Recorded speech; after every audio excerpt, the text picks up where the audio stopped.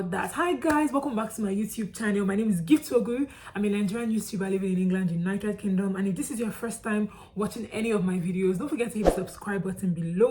I make videos about lifestyle, travel, freelancing, getting a remote job, accelerating your career, and everything between. I share my experience as a Nigerian immigrant living here in the United Kingdom so that you can make up your mind if you want to move here or not. First things first, what is a Schengen visa? So the Schengen area, first of all, it's Europe basically, but there are a couple of countries that are under the Schengen area. Let me just quickly Google them for you. Germany, Latvia, Norway, Finland, Sweden, Czech Republic, Spain, Italy, France, Poland, Portugal, Austria. I've tried to remember all of them. I can't get them all at the top of my head right now, but most of these countries are under the Schengen area. Greece, I've mentioned Sweden, right? I've mentioned Germany. I think I've mentioned a lot of them. Let me just find them. Yeah, Estonia, Croatia. I think Croatia joined recently. Yeah, Croatia joined recently, they joined recently. Estonia, Belgium, Hungary, Iceland. I've mentioned Latvia.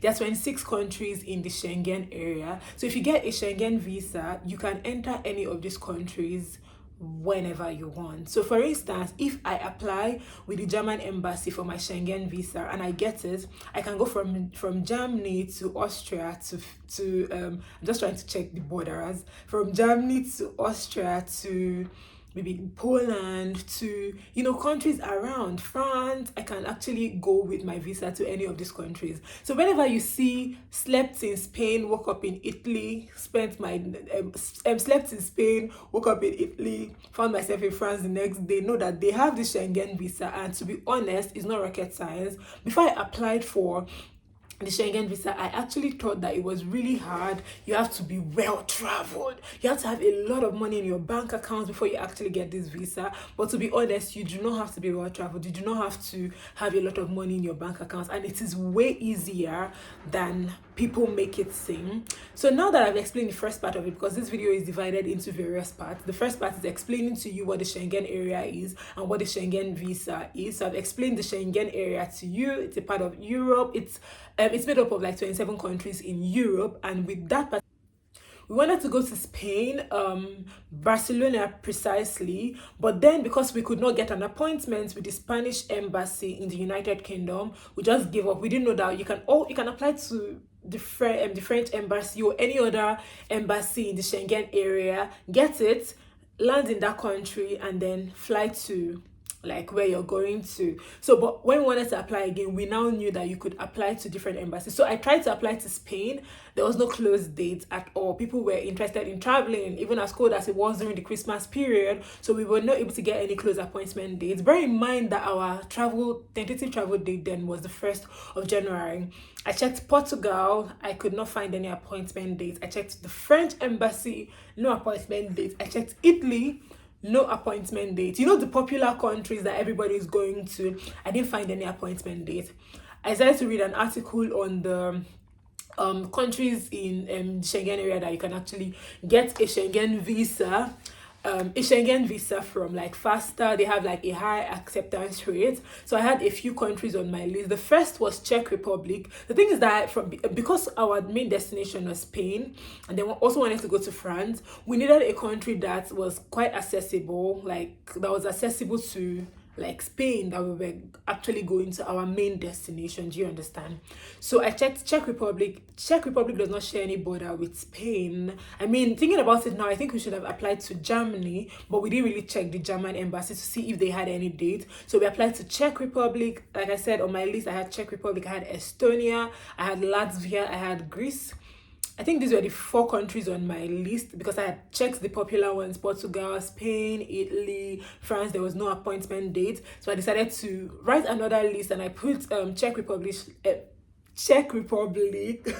Latvia, Luxembourg, Estonia, and Greece. I had 5 of these countries on my list, and I started trying to get a date. Lo and behold, I applied to the Czech embassy. I did the whole like application and all of that, and I got us dates. I got us dates for the 30th of November 2022. So if you're looking to travel to the Schengen area, now that you know what it is, and then you're here in the United Kingdom and you would like to, take a picture at Eiffel Tower, if you're a Barca fan like my partner, you like to go to the Barca Stadium, Camp Nou. Like, I hope I'm pronouncing it properly. Camp Nou. You like to go to Camp Nou. You like to go to the Barca Stadium in Camp Nou to see, where your football icons play, or you like to go to Italy, you like to go to Spain, the popular travel destinations. You want to take like pictures in like picture perfect or Instagrammable places. The first thing to do after knowing what the Schengen area is finding an appointment date.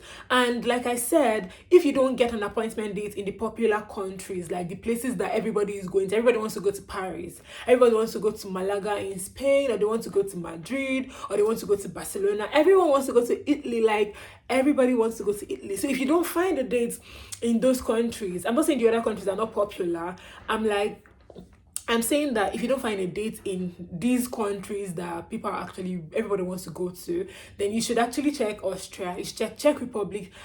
Now that we've sorted out how to get your appointment date, so when you find this embassy, or just be checking. If you check the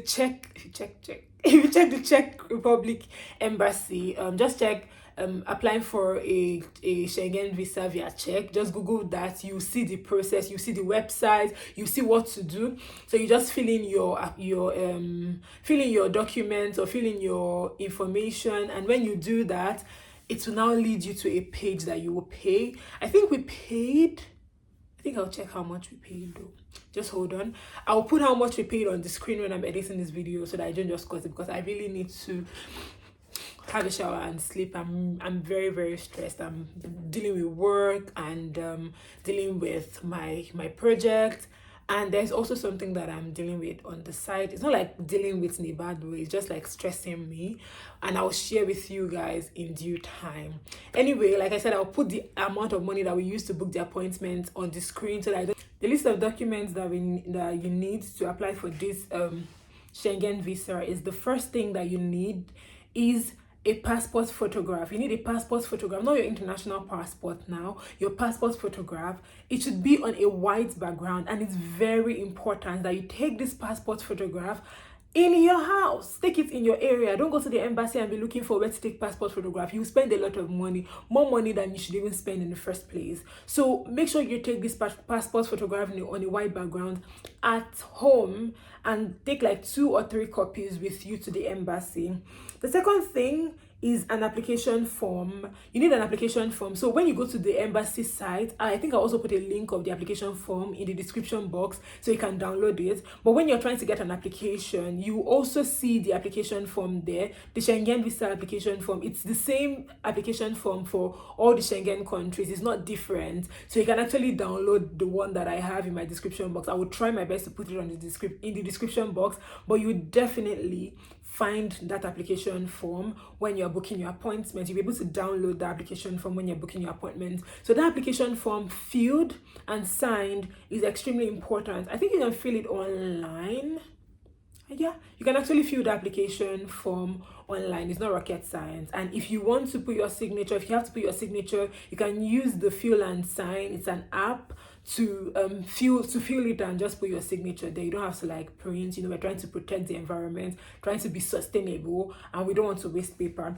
The third document that you actually need is your international passport. Where are you traveling to when you don't have your international passport? It is too important. You need your international passport. You need to print your international passport, the front page or the cover page of the data page of your international passport. You need to print that and add that to your application. You also need your residence permit. So if you're in the UK, what's called BRP is biometrics residence permit. It's called BRP here. You also need to print a copy of that, or like 2 copies. You need to print that and just keep it together with your document. So now I said passport photographs, I said your application form, the Schengen Visa application form, I said you need your international passport, I also said you need your residence permit, you need it printed front and back, or photocopied, anyone that you want to do. You also need an evidence of occupation or student status. So if you are a worker, if you work here in the United Kingdom and you're not studying, maybe you're on a tier 2 work visa,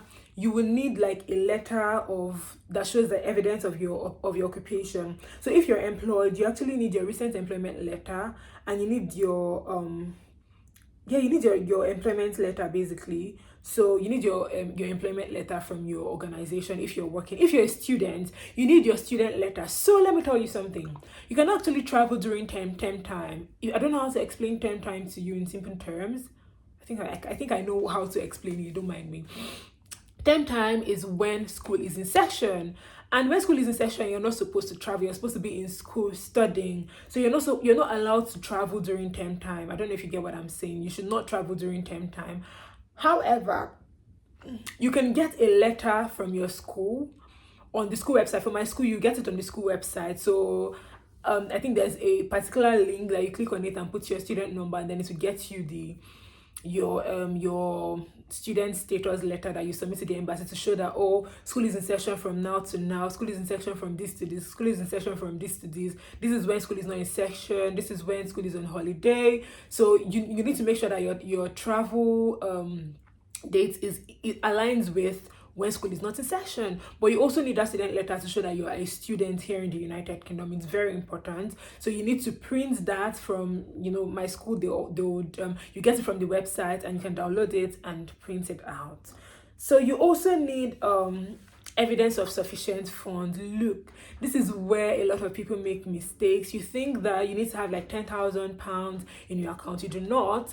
For the Czech embassy, you need your bank statement for 3 months, and let me tell you, you don't need a bulk of money in your account for the whole 3 months. No, for me, like, because I work and study, so money enters and leaves. You understand? Make sure that before your visa interview date, the amount of money required is enough. What I had in my account was 900 and something pounds. Me, I don't have money. I don't used to pretend. I'm a student. I'm a broke student. So I don't actually have money. I had 900 and something pounds in my account. I had money was coming into my account and going out of my account. Do you understand? Money was coming in and going out of my account. But I did not have like bulk money for the entire 3 months. On some days in the 3 months, I had £0 in my account. But the important thing is that when you're trying to submit your bank statement to the embassy, just ensure that you have the required money, the required funds that you need in the Schengen area. You have that money in your account, and the required funds in the Schengen area is £30 per day, which is not bad. So if you're staying for 5 days, like we were, I think we stayed for 6 or 5 days, I can't remember, you need like 30 times 5, £150. But to be on the safer side, you need to have more than that. In my case, I had way more than that basically, and I was still using the account. Even after submitting my application, I was still using the account. I'll withdraw money, I'll put the money back in. It's not my concern. When I submitted my bank statement, I had the money in my account, and it was my money, but it's my account, and I'm not going to keep the money there. Like, it's not going to be stuck there. I'm going to still use the money to do what I'm doing, and make sure that the money that is needed for the required amount, which is like £30 per day, for the amount of days that I'm interested in staying in the Schengen area, I have it in my account. So that's what I did. Do you understand? So don't go and like kill yourself, say, oh, I need like £3,000. It's not true. You can even do it with less than £1,000. I didn't pay a lot of money I didn't have a lot of money. Do you understand? I didn't have a lot of money in my own case, so it's not that deep. Okay, just don't allow the bank statement thing to stress you. You need your bank statement for 3 months, but you don't need to have that amount of money like since the beginning of the first month. You can just make sure that when you're submitting your application, you have that money in your account. They know that it's your money. They know that you're a student here. They know that you will come back. The main thing is that you will come back to the UK you will not run away in check. You will not run away in check and go and seek asylum or run, you will come back to the UK to continue your study. That's the main aim of like showing that you have this money, and they want to know that you are able to fend for yourself and you'll not be a burden to the government of the country that you're actually going to. So you don't need to break the bank to have, I need £10,000 to travel. No, you do not need £10,000 to travel. You just need the required amount of money for check, like £30 per day for the number of days that you're staying there. You need the amount of money, but just try to make it a little bit more, just try to save a little bit more. But to be honest, the bank statement thing is not rocket science.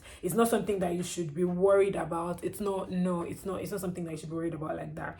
So you need evidence of sufficient funds. They said latest 3 months UK bank statement. And there's something I want to correct here. When I was doing my research, oh my god, sorry, when I was doing my research for getting a Schengen Visa, I was like, I saw a lot of posts saying, oh, don't use Monzo, don't use Revolut, which is not true. The only bank I have in this country, okay, I have 2 banks anyway, but the first bank, my main account is Monzo. I use Monzo, and Monzo is an online bank. If you don't know, some people say, oh, they don't accept Monzo, it has to be stamped and signed. No, I printed my bank statement from the app.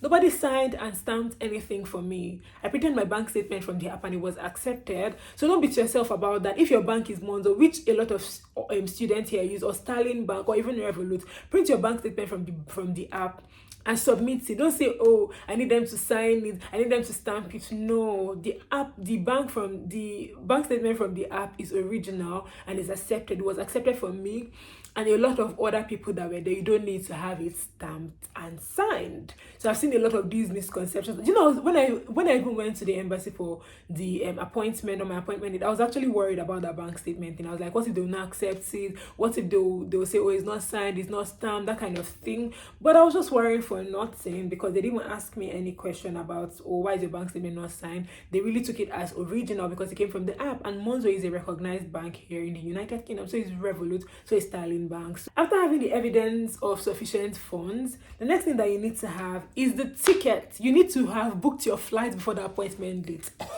You need to have booked your flight before the appointment date. There is no 2 ways about it.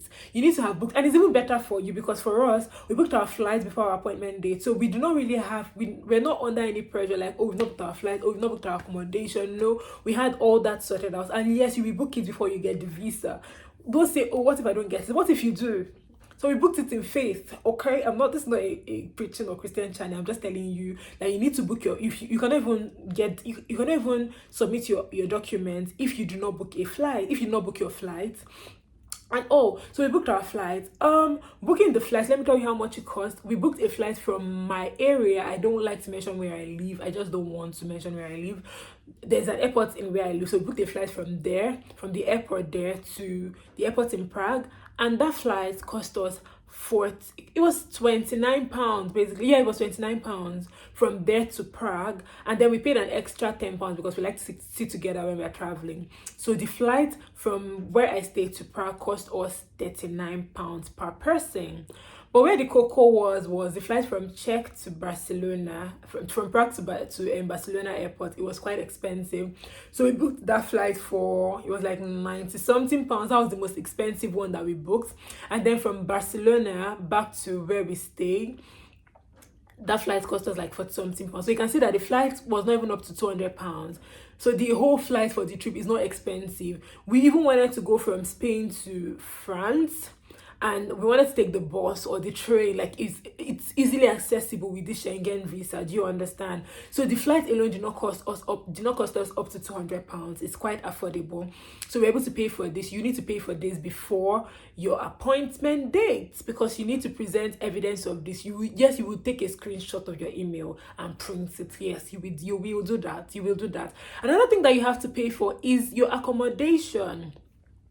We use the Airbnb app to get an accommodation. I'm trying to find, you need to pay for your accommodation, and you need to submit proof of your accommodation if you want to enter the Schengen area. So I don't know what I'm speaking, maybe because I'm really tired. I don't even know. Maybe because I'm really tired. I'm just going to try to take a shower and go to bed as soon as I can because I'm really tired. Let me see. Yeah, so So the apartments in Spain cost us, how many days did we stay here? 2 days, 4, yeah, the apartments in Spain, we stayed there for 2 days and it cost us £105 96p. So it's not that expensive. And then the apartment in Barcelona, the apartments in Prague, I don't even know what I'm saying again, you guys. The apartments in Prague, how much? It cost us £104 30p. So the whole apartment and everything did not cost us up to 300. It not cost us up to £250, if we're being honest. And we spent 5 days in the Schengen area. So we didn't pay up to £250 for our accommodation. Neither did we pay up to £200 for the flight. So now we didn't pay up to £250. So divided by 2, that's the accommodation. It's going to be like 100 and maybe £113 or something, or less than that. I'm just telling you that with £300, is it with £300? Yeah, with £300-400, you can actually go to the Schengen area and come back. It's not that deep. It's not as expensive as people make you think it is. But you need to book your accommodation, and you need to submit it to. It's one of the documents that you submit. So how will you get this accommodation proof?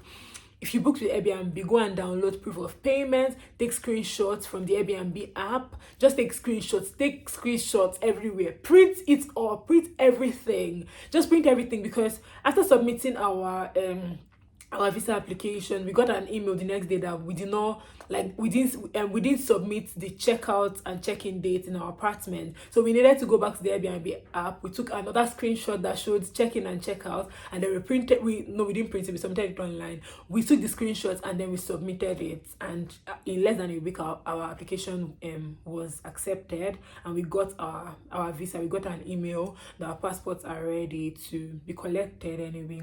So like I said, you need your flight ticket, your return ticket. Like if you any country that you're going to, you need to show your plan, like your movement, so that I'm going to France. Have you booked your flight or your train to France? You need to book all of that before you come for your appointment. You need to print evidence and you need to submit it. Okay, you also need to book your accommodation, very important. Another important thing is, if you're staying with your friends, you can actually bring a letter. I'll not suggest that. Please just get your accommodation, to be honest.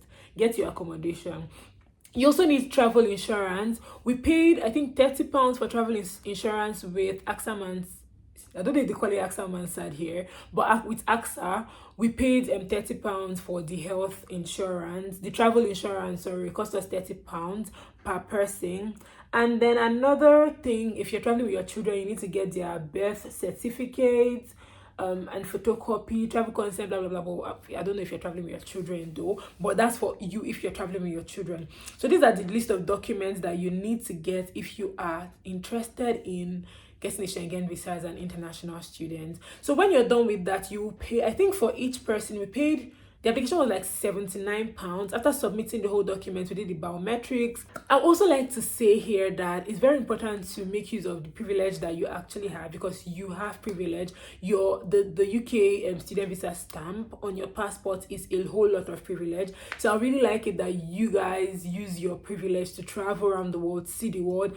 If you don't want to go through the hassles of getting a Schengen visa, there are countries that are visa free. I'll make a whole video on that, just in case you're interested. Please leave it in the description box. But you can travel to some of these countries. We intend to go somewhere. I think if you've watched my previous video, I mentioned the next destination that I am interested in traveling to, but that has to be when I'm done with my project, because this project is after my life basically. But I have a lot of family members that are well traveled, and they will tell you that any money that you spend traveling is not a waste. So I need you to utilize this opportunity. Don't see it as I get this money is too much. It's not too much. Look at what I said. Booking the flights from where I stayed to Prague is £29. You don't have to sit with your partner. If you're going alone, you can sit alone. If you're going with a group of friends, you don't have to sit together. I just paid extra £10. We paid extra £10 because we wanted to sit together. It's not compulsory. That's £29 to travel. And imagine that we booked it way earlier. Do you understand? From Barcelona back to where we stayed cost like 40 something pounds. Booking the appointment for the Schengen visa was £22 80p. The Schengen visa application on its own was like 70 something pounds, and then paid an extra £21 for delivery. What else?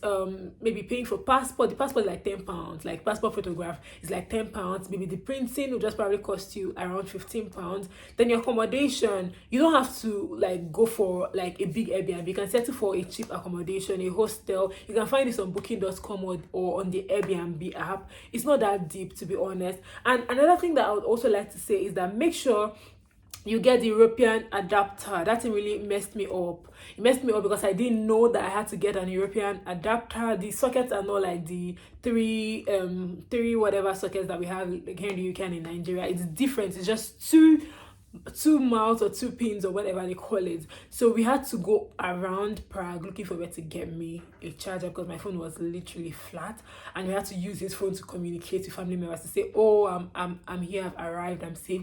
I had a horrible experience at the airport during the whole border pass and all of that. I can share it in the story time. If you want to that video, please leave a comment below.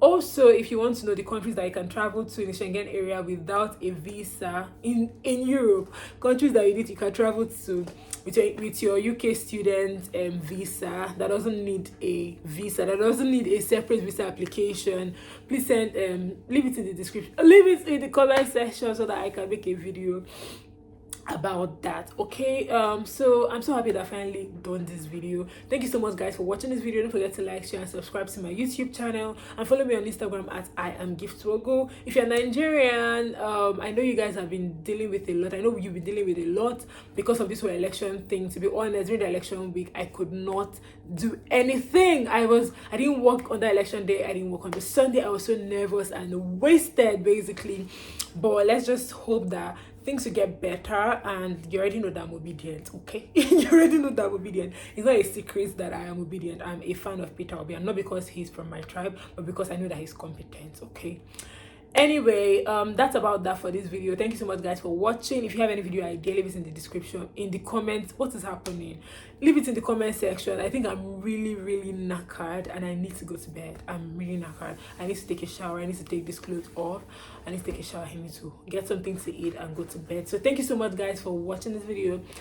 Don't forget to like, share and subscribe to my YouTube channel, and follow me on Instagram at IamGiftWogo. I have more exciting content coming up. I just hope I find the time to film them all. And I'm going to be traveling really soon somewhere, not to Albania. I said I'm going to Albania in May, but this travel is coming sooner than the Albania trip, and I will carry you guys along and share when I feel like. Okay, thank you so much guys for watching.